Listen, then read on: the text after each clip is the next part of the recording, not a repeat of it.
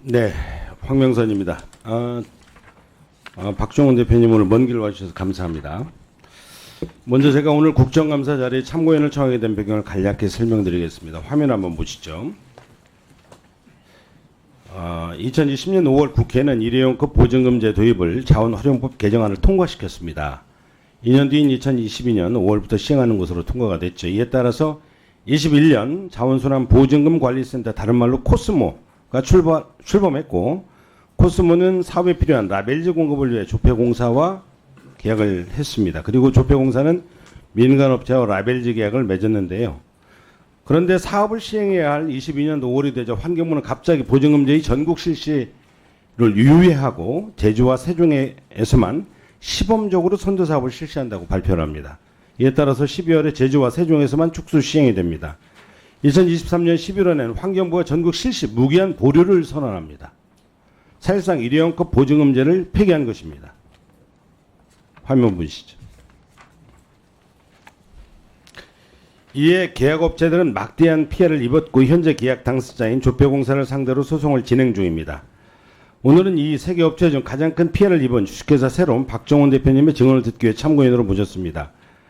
대표님, 환경부가 이렇게 정책을 뒤집어버리는 과정에서 조폐공사와의 사이에서 어떤 일이 있었는지, 이로 인해서 어떤 어려움을 겪게 되었는지 말씀을 부탁드립니다.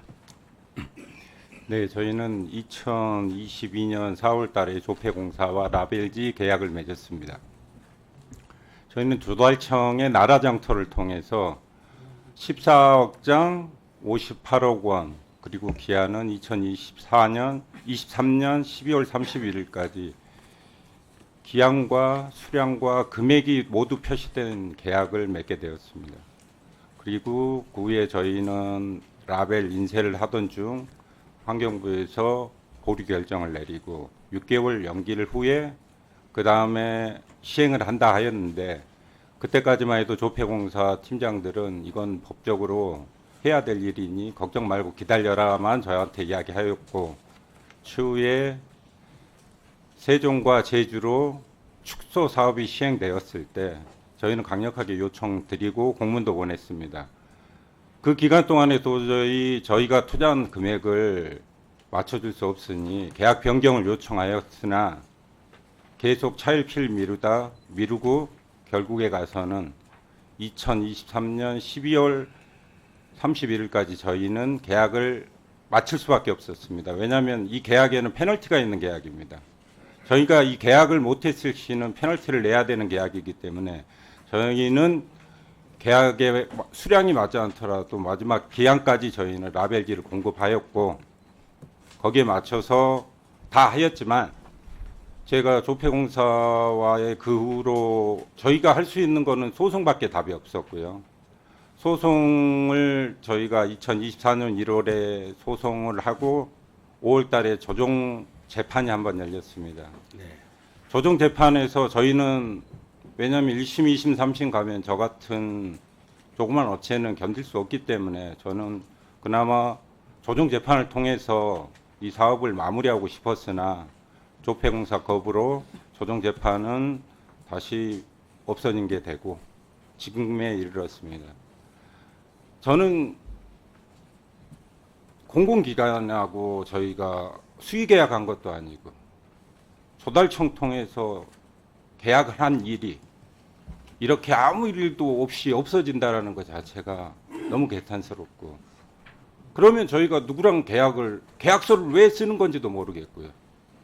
계약서를 써서 모든 부분이 맞게 한 계약 자체도 이루어지지 않으면 저희 같은 조그만 업체는 뭐 앞으로 어떻게 공공기관과 계약을 믿고 못하지 않습니까? 하여간 저는 지금이라도 조폐공사가 조정 재판을 통해서 저희에게 배상을 해 주시기를 간곡히 부탁드리고, 총 저희한테 제가 42억 원이 넘는 비용을 투자하였으나 총 매출은 2억밖에 안 나왔습니다. 나머지 금액은 제가 지금까지도 매달 이자 내고 버티고 있는 상황인데 이제 더 이상 힘들어서 못 견딜 상황에 처해 있으니 지금이라도 조정 재판을 통해서 이 사건이 마무리되었음을 강력히 희망합니다. 감사합니다. 감사합니다. 네, 박정원 대표님 말씀 잘 들었습니다. 이번 일은 윤석열 정부의 갑작스러운 환경정책 포기로 인해서 시작이 되었습니다. 심지어 국회에서 법률로 통과시켰던 국가의 주요 정책인데 이것을 하루아침에 폐기하고 그 책임을 국가기관들 간에 서로의 핑퐁만 하면서 지금 우리 대표님 봤지만 애꿎은 중소기업만 고통만 커지고 있습니다. 파산 직전입니다. 이래놓고 윤석열 정부가 중소기업 살리겠다라고 말만 하면 어느 국민이 정부를 믿을 수 있겠습니까? 조폐공사 사장님. 그동안 조폐공사가 요구해왔던 대로 지난달 코스모가 이사회를 통해서 법원 조정에 보조 참가인으로 참여할 것을 의결했습니다. 맞죠? 네, 맞습니다. 업체들이 추가적인 피해를 최소화하기 위해서 재판까지 가지 않고 지금 우리 참고인으로 나온 우리 박 대표님 조정해달라고 간곡하게 요청합니다. 조정 단계에서 이 분쟁을 저는 끝내야 된다고 생각합니다. 네, 저희 코스모가 이제 저기 소송에 참가를 했기 때문에 아마 코스모하고 저희하고 새로운 간에 조정 합의가 이루어지지 않을까 싶습니다. 그 조폐공사장이 그렇게 되도록 만들기 위해서 조폐공사가 온 힘을 다해서 적극적인 자세로 조정에 임할 것을 업체 관계자분들과 국민들 앞에 정말 약속을 해주실 수 있겠습니까? 최선을 다하겠습니다. 예. 그 국가나 정부의 가장 큰 역할은 우리 국민의 생명과 안전을 지키는 일뿐만 아니라 소기업, 자영업자, 중소기업들 피눈물 나게 하면 안 됩니다. 그 연간 70억 정도밖에 안 되는 매출이 안 되는 그런 소기업입니다. 중소기업인데 이 사업을 하기 위해서 50억의 대출을 받았어요. 50억 정도 들어가는데 40억의 대출을 받고 10억은 대표님의 자산을 갖고 이번에 이 사업에 시설을 투자를 했습니다. 얼마나 답답하면 은행 이자도 내기 어려운 이런 어려운 여건을 지금 말씀하시는 거 아니겠어요? 정부의 역할, 정부의 책임자로서 역할을 다해 주시기를 간곡하게 부탁을 드리고요. 이 사안이 완전히 마무리될 때까지 제가 끝까지 챙기겠습니다. 조폐공사는 앞으로 어떤 계획을 가지고 조정에 임할지 구체적으로 국감 전까지 저한테 꼭 주시기 바랍니다. 예, 알겠습니다. 예, 수고하셨습니다.